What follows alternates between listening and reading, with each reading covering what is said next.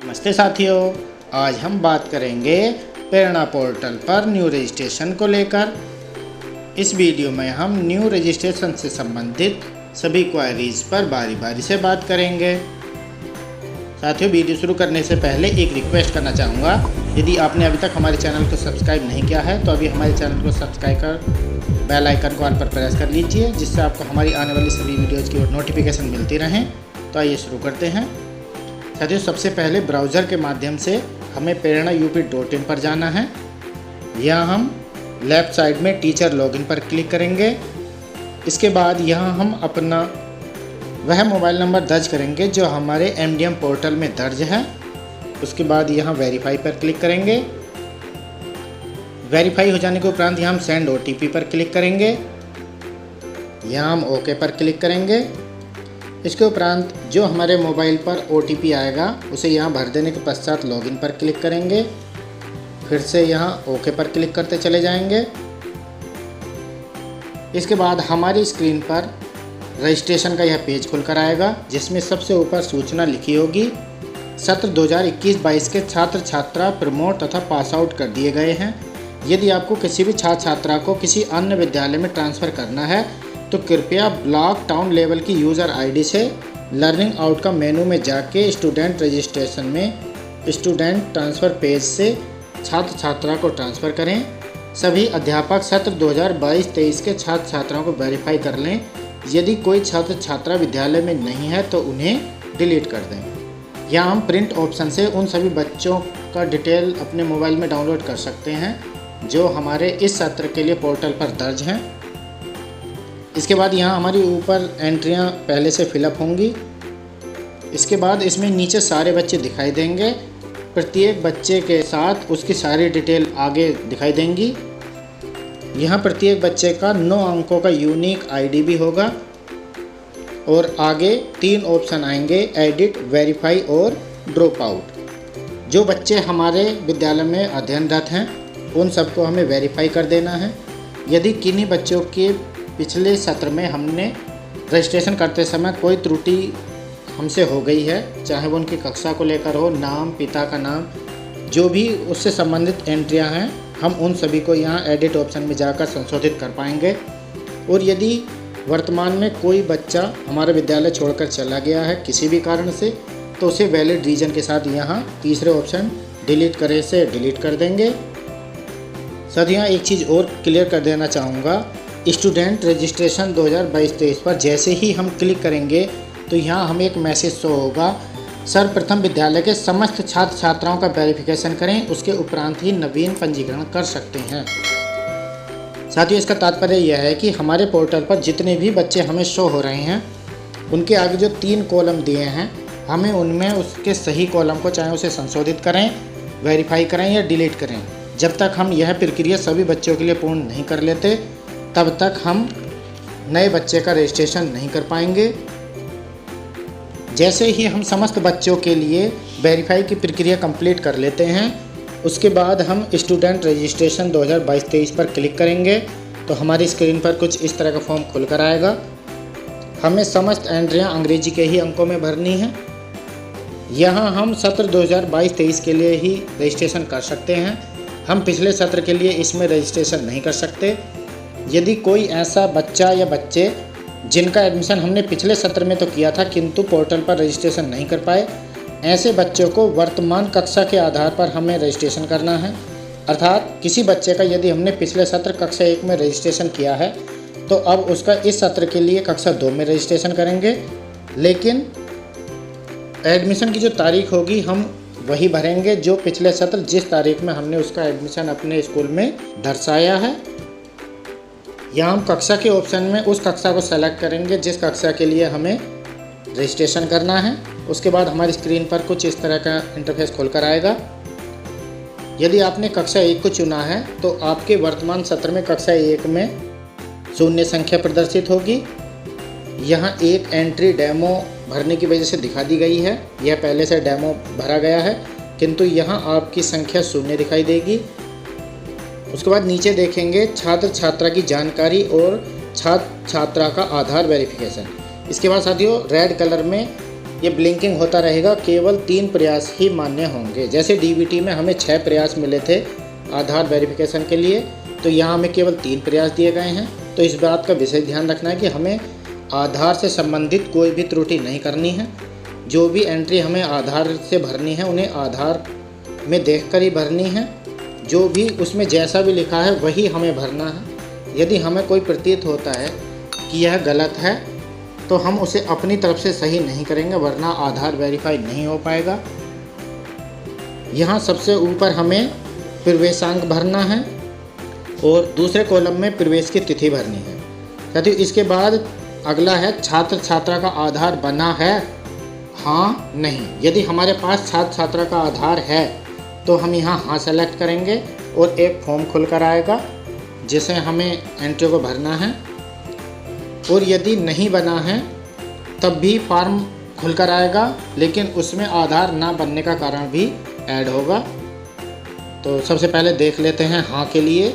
जैसे ही हम हाँ चुनते हैं तो यहाँ सबसे पहला क्वेश्चन होगा हमारा, छात्र छात्रा का नाम आधार के अनुसार, फिर उसका लिंग आधार के अनुसार, जन्म तिथि आधार के अनुसार, पता आधार के अनुसार,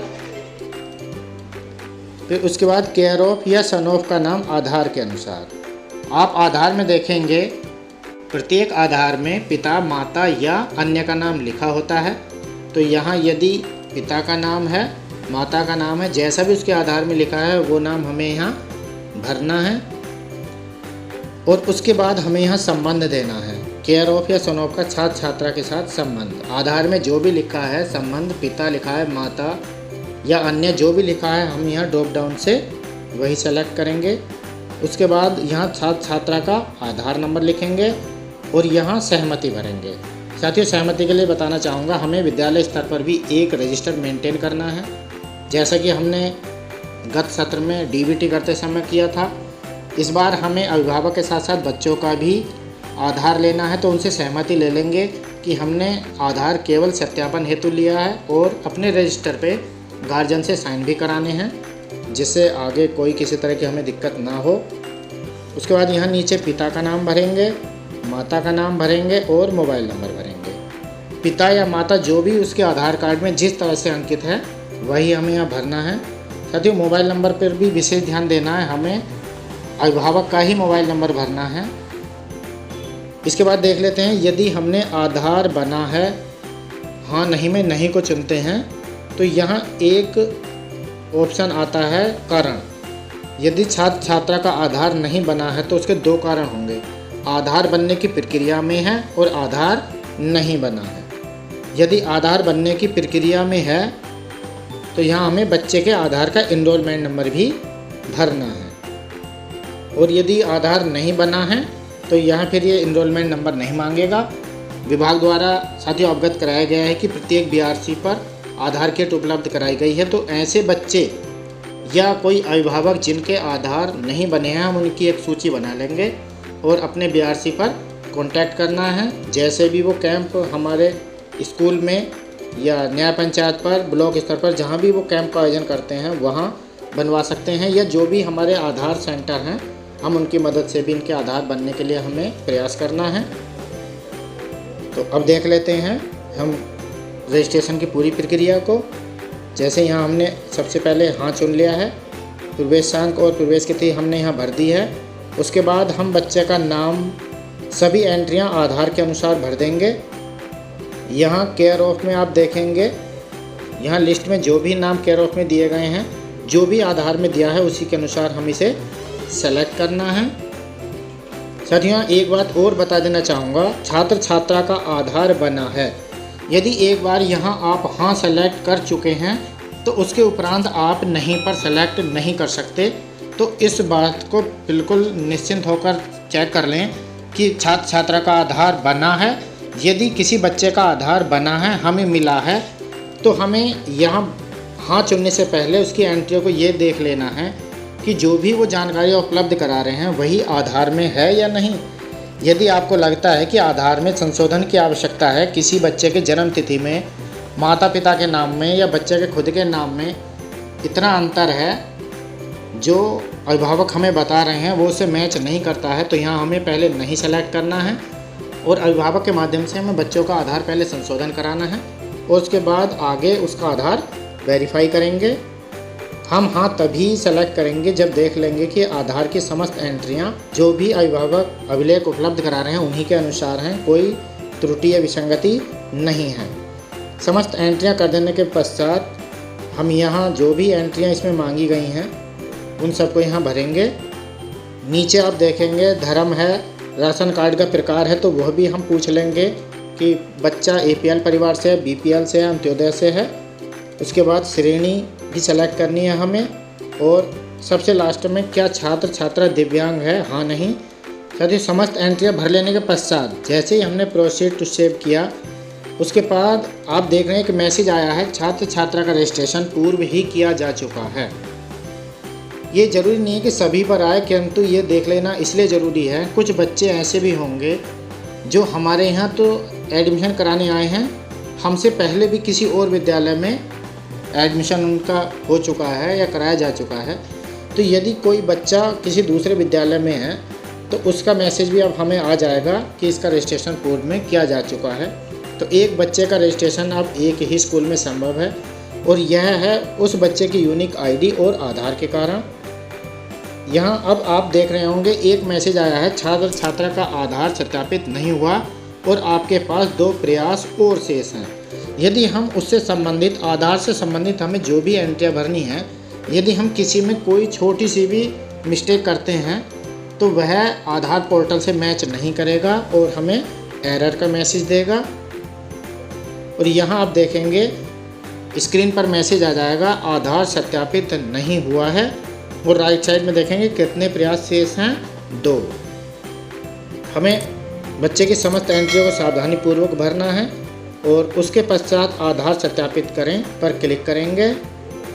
जैसे ही हम आधार सत्यापित की प्रक्रिया में जाते हैं और समस्त एंट्रियाँ हमारी सही होती हैं तो यहाँ एक मैसेज आएगा छात्र छात्रा का आधार सफलतापूर्वक सत्यापित हो गया है। यहाँ हम ओके पर जैसे ही क्लिक करेंगे तो फिर उससे संबंधित यह मैसेज आ जाएगा आधार सत्यापित हो गया है और कितने प्रयास शेष हैं यहाँ शून्य हो जाएगा।